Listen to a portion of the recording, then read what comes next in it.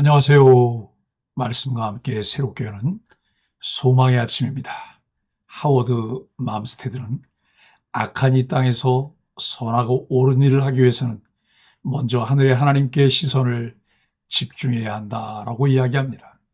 잠언 19장 1절로 17절까지 말씀을 본문으로 와요. 지혜, 재물과 인간관계라고 하는 주제로 함께 은혜를 나누기를 원합니다. 지난 묵상에서는 건강한 공동체, 말과 강건한 마음이라는 주제로 말과 마음의 중요성을 살펴보았습니다. 우리의 말은 공동체를 세우거나 무너뜨리는 힘을 지니며 강건한 마음은 삶의 도전에 맞설 수 있는 힘을 줍니다. 오늘 본문은 이를 더욱 구체화하여 지혜와 재물, 인간관계의 상호작용을 다룹니다. 이는 우리가 어떻게 성실하고 신실한 태도로 재물을 다루며 인간관계를 세워나가야 하는지를 가르쳐줍니다.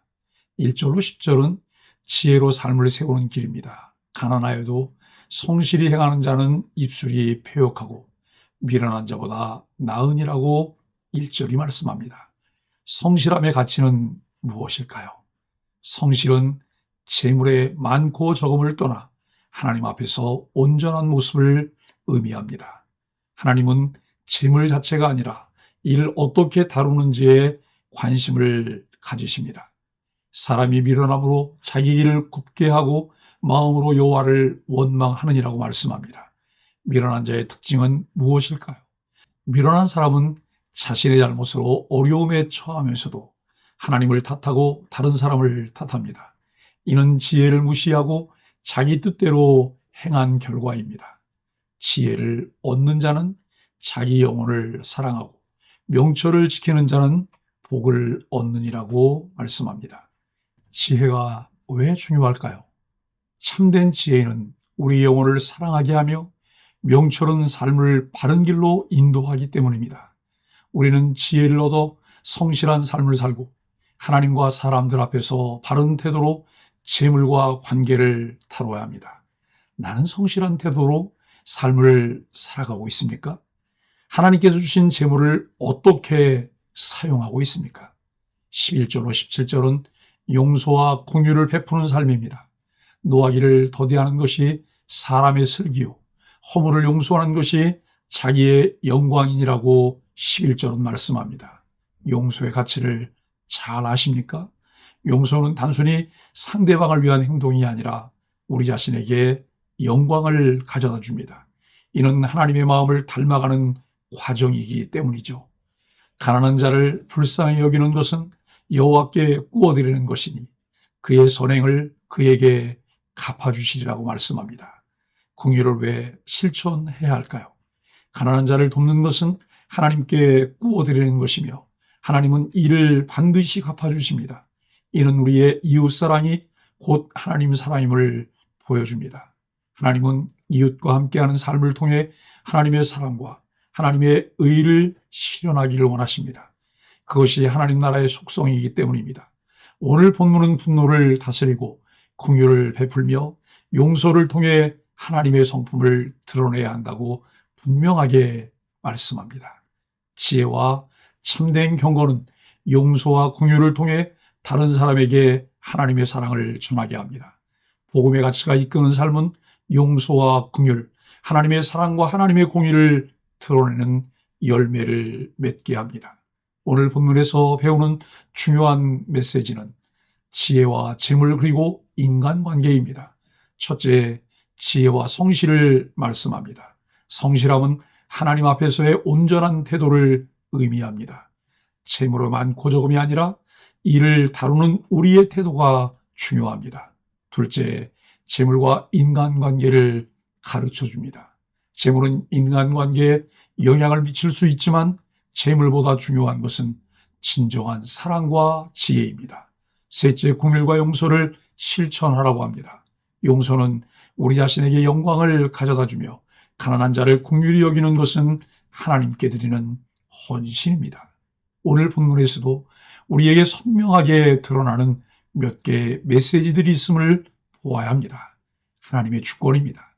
재물과 관계는 모두 하나님의 섭리와 주권 아래에 있습니다.